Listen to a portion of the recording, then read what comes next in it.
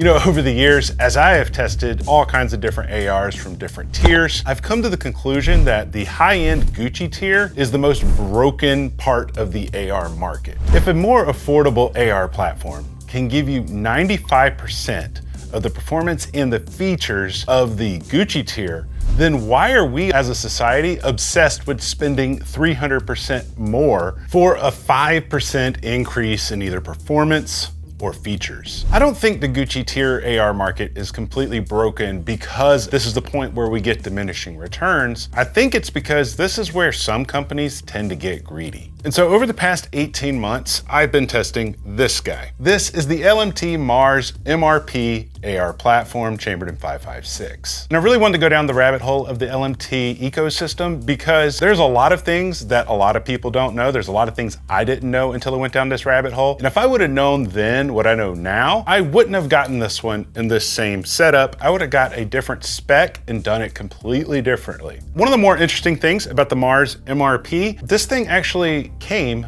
with a part on it that is what I'm going to call a cost-cutting part that I haven't seen on even some of the lowest tiers ARs that I've ever tested. Not only did I want to do a deep dive, but I also wanted to do a little bit of a comparison to some more affordable options. And that way, by the end of the video, we can actually answer the question for ourselves. Is it worth spending 300% more to get 5% of additional features? Now, in order to understand LMT and their ecosystem, we need to understand what all the acronyms in the name stand for. LMT stands for Lewis Machine and Tool. Or if you're an LMT hater, it stands for Learn Machining Together. Just a fun little meme that people throw around in the subreddits. MARS stands for Modular Ambidextrous Rifle System, when referring to the lower receiver at least. MRP stands for Monolithic Rail Platform. The L in the name refers to the light variant, meaning the intermediate caliber, 5.56, 300 blackout, stuff like that. They also have a Mars H, which stands for the heavy variant, being 7.62, 6.5 Creedmoor. Before I forget, you can find a gear and spec sheet, and the best way to find that is first link in the description, and I'll throw a QR code up here for you guys that are watching on television. Now, when it comes to the Gucci tier AR companies, they have to justify their prices. Typically, these companies will do one or two things to their platforms that no other company does to theirs. And they do this to solve a very specific problem for a very specific use case. And we've seen this done differently across different brands. You know, for example, this is a blackout defense. They go above and beyond into the barrel technology. That way they can have something that is not only super reliable and super quick, but also has sub MOA accuracy. Others, like Geisley on their Super Duty, they go above and beyond on their handguard system, as well as a lot of R&D into their bolt carrier groups. Now with LMT, the majority of their special features are mostly located in this upper receiver. And this is where the monolithic rail platform comes from. You see, on your standard AR platform, the handguard typically clamps around the barrel nut. And although the handguard is free floated, if the handguard gets knocked or bumped too hard, it could move the barrel because the handguard is physically clamped to the barrel nut. And so a lot of companies will spend a lot of money trying to separate the barrel from the handguard itself. Companies like Daniel Defense, LWRC, or Radian's Model 1. Now, all of those companies have done a good job in their own right. However, LMT has taken it a step further, and let me show you what I mean up close real quick, because this is going to blow your mind if you're not familiar. Now, this platform's obviously safe. There's no ammunition around, there's no firing pins. Now, the monolithic rail platform is probably the most unique feature about any of the LMT platforms. And it's funny because the very first time that I got to test one of these was at a range day a few years ago. And even though I was holding it and testing it, I had no idea that this handguard and upper receiver were just one solid piece of aluminum. And now you might be wondering to yourself, okay, cool. If it's all one single piece, then how the heck does the barrel come out, and what the heck are these two bolts for? These two bolts are the only thing holding the barrel in place. Once those two bolts are removed, you can see that this upper and handguard are indeed one solid piece. And then the barrel is also its own piece. Now, there are many pros and there are many cons to this type of setup, which we're going to cover in a second.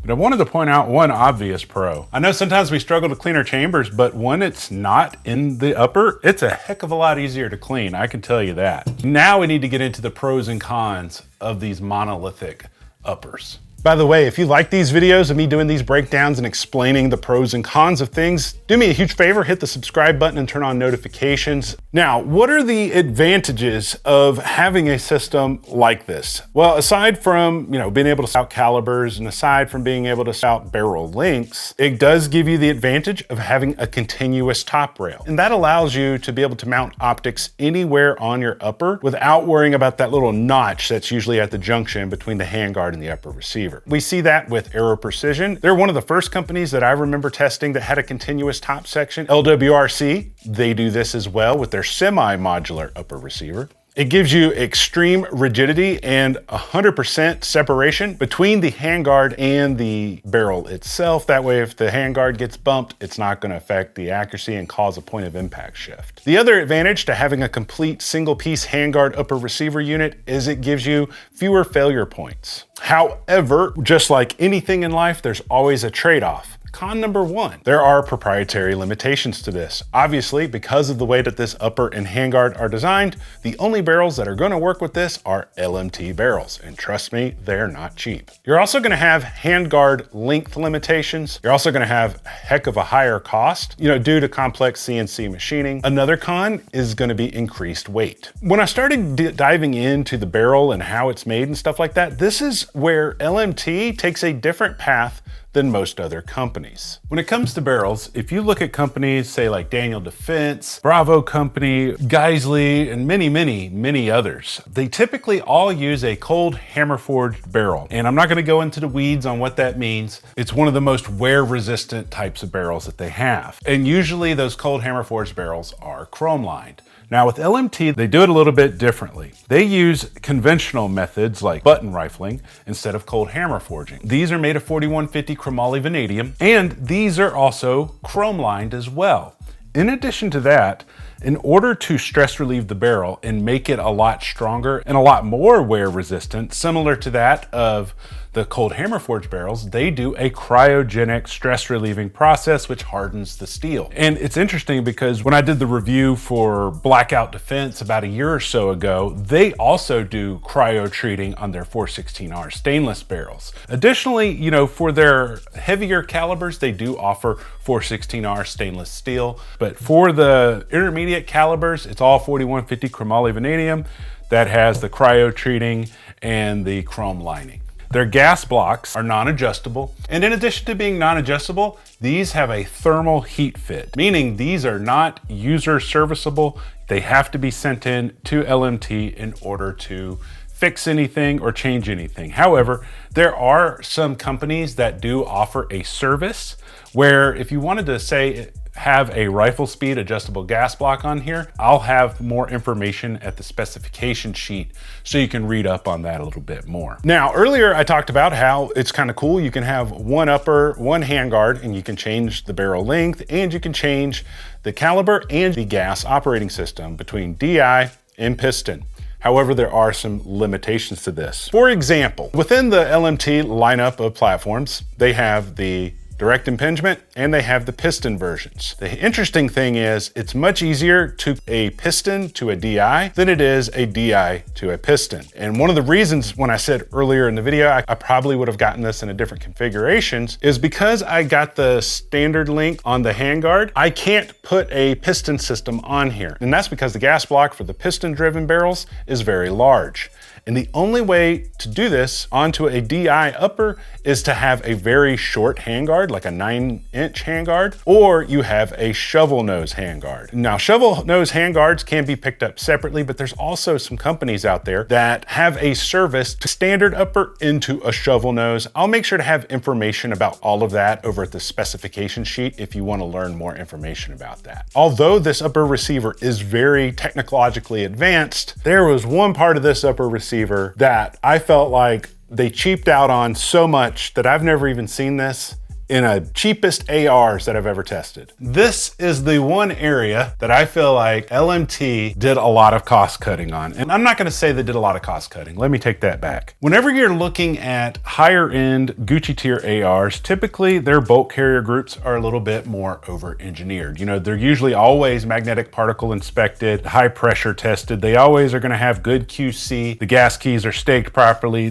Most of the time, they're gonna be a phosphate coating. This one is a phosphate coating as well. However, there's something interesting about this bolt carrier group, and that's gonna be, this one is the AR15 profile. I would say 100% of every AR platform I've ever tested has an M16 profile carrier. I don't know why they did that. For a company that has government contracts, I just don't understand why they made an AR15 profile carrier and shipped it with a very expensive platform. I did go to their site and look at all the specifications. I don't see the AR15 profile available anymore, so maybe the newer versions actually come with an M16 profile, but it is a huge disappointment. Otherwise, this bolt carrier group is pretty good. Now, something to understand about LMT bolt carrier groups. They have a couple of different levels to them. If we disregard the profile of it, they have their standard bolt carrier groups, basically magnetic particle inspected and all that other stuff. But then they have their enhanced bolt carrier groups, which have an elongated cam path right here. That elongated cam path is designed, they don't want it to be overgassed. However, as you saw, there's a non-adjustable gas system, and you can only get buffer weights so heavy until you run out of weight. In addition to having an elongated cam path, there's also some different geometries they did with the gas ports and all of that other stuff. I don't have it here, so I'm not gonna get into the details with it, but just understand this, they have the standard bolt carrier group, then they have the enhanced one. I'll have information about all that at the spec sheet if you want to learn more. And to be honest, for the price of this, I'm a little bit bummed.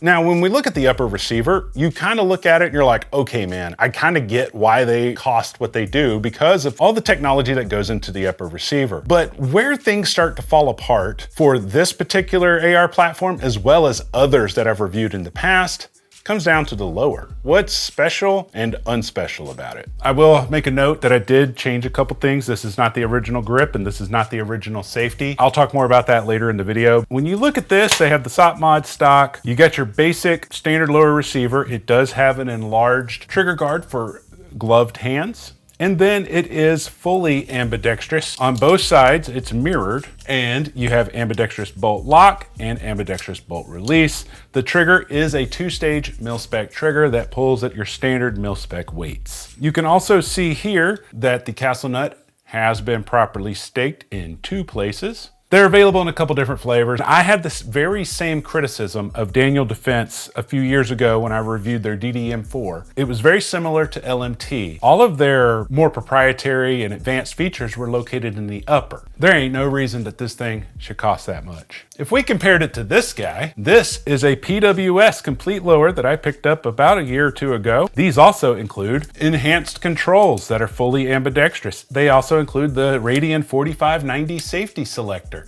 BCM stocks and grips. This one even comes with their ratcheting buffer system. Some people argue if that's superior or not. That's neither here nor there. I'm just saying. One of these is 60% of the other one. They do the exact same thing, and they both come from very good companies. Now that we've gone over every single aspect of the LMT MRP, we need to talk about what it's like to use at the range. And to understand how it ran at the range, I need to show you how I have mine set up real quick. That way you understand a little better. As indicated by this chamber flag right here, this platform is completely safe. I did change a couple of things on here that I didn't like from the factory. For those who are curious, this is an EOTech setup. I believe this is the XPS3, and this is, I forgot which version of the magnifier this is. I'll put it on the screen. For the mounts, I'm using Unity mounts. I got a riser and a flip to center magnifier mount. I'll have information about all of that over at the specification sheet, as well as some of the changes that I made to this. The original grip it comes with looks like this. It's rubberized, and I just didn't quite like the angle of it,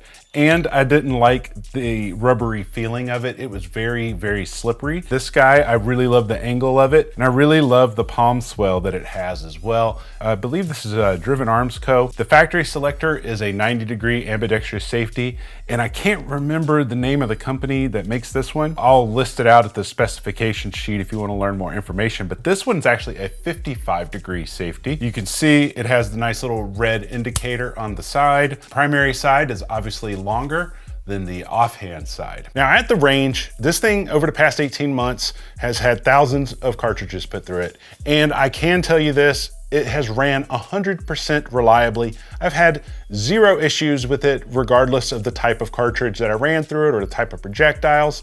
I didn't test sub-MOA accuracy because these aren't advertised as being sub-MOA. However, I was able to test it out to 350 yards, and I was able to hit steel with no problems at all. The point of impact was always where I was aiming, so I have no problems with the practical accuracy of this. It's easy to run, it's easy to operate, and it runs fairly flat. However, a couple things I noticed about the way that it runs and the way that it cycles. Now, obviously, ARs do not have hardly any recoil at all. However, with this one, I noticed that it just seemed a little bit jumpy compared to other ARs that I've tested in the past. And after looking at the footage and slowing it down, it looked like it was a little bit over-gassed, especially for what it is. I decided I wanted to try to slow down the bolt a little bit and get it gassed properly. So the first thing I did was I replaced the carbine buffer weight with an H2 buffer, and it did absolutely nothing to change the ejection pattern of the brass. So then I switched to a vector bolt carrier group that has an elongated cam path. And essentially what it does is it delays unlocking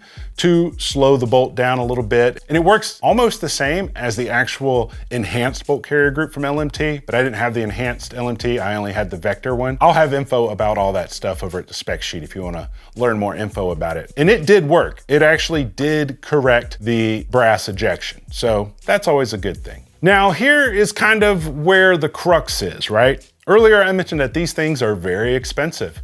They average from anywhere from $2,700 to $3,000.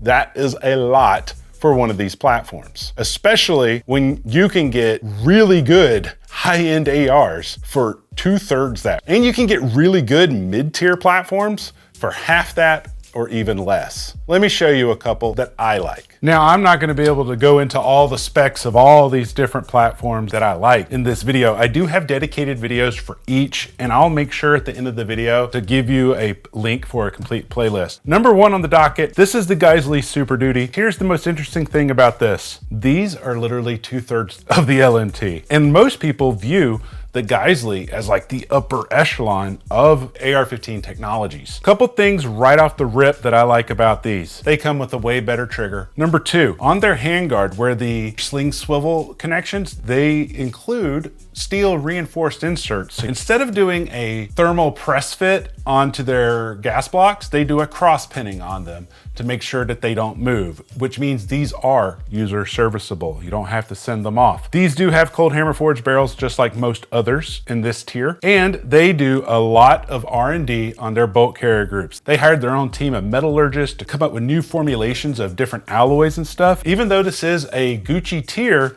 it's still 2/3 of the LMT. Similar to that of the Geissele Super Duty, this one is also 2/3 of the LMT. This is the Blackout Defense Quantum DTL. This is the version 2. I also had the version 3. I've got videos on all of them. The thing about this one that I love the most, not only are they super reliable, not only do they include a lot of enhancements like 4590 safeties, the most amazing trigger I've ever tested in my life, but they also have this very insane barrel system that I can't get into all the details about in today's video. It'd take me too long. All kinds of crazy stuff. These have way better charging handles. You see those pins in the charging handle? You see how robust those things are? Now compare that to the itty bitty pins in the LMT charging handle. Now this one is going to be the closest in specifications and functionality to the LMT than any of the others that I'm going to show you. This is the LWR-CIC DI556 platform. This one is fully ambidextrous with bolt lock, bolt release, safeties, all magazine release, all that other stuff. But the reason that I say that this one is the most like the LMT is the LMT has the monolithic rail platform.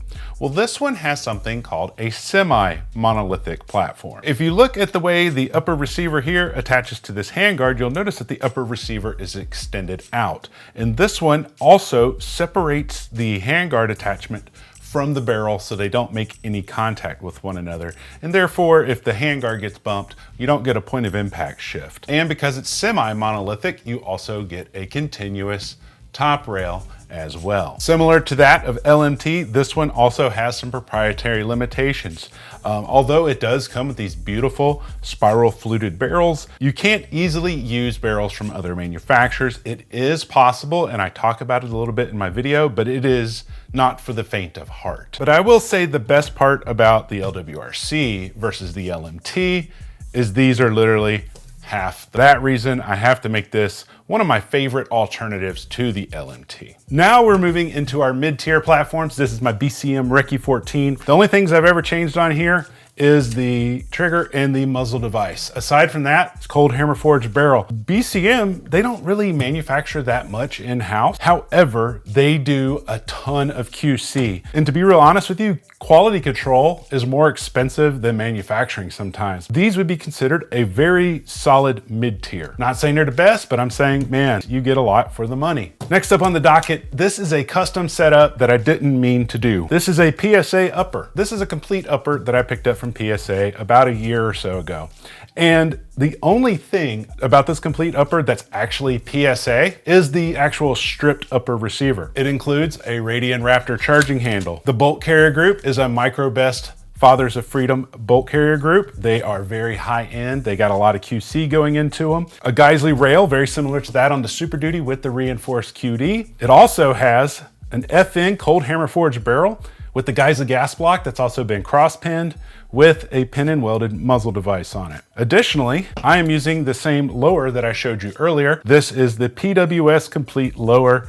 I've already gone into the specs on that. I'm not gonna do it again. This is fully ambi, has all the bells and whistles, and this thing is literally less than $1,500. This would be considered the lower end of mid-tier, except this one's fully ambidextrous. Geisley isn't fully ambi. A lot of the DDM4 version 7s from Daniel Defense aren't fully ambi. The BCM isn't fully ambi, and the Blackout Defense, it's semi-full ambi. If I wanted a platform that I felt like punched above its price point, this would be the one in a heartbeat. Now, the harsh reality of any AR, it doesn't matter if it's a high-end one, low-end, mid-tier, they're typically only gonna run as good as you take care of them. If you don't ever clean them and get the carbon buildup out of the chamber, you're more likely gonna break it. And that's why I created a digital Notion dashboard that you guys can pick up if you want it. I'll have a link for it in the description below, but it's simply a tactical asset management system. You can manage your inventory of all of your life-saving devices. You can track how many cartridges you have. It has a little dashboard with a little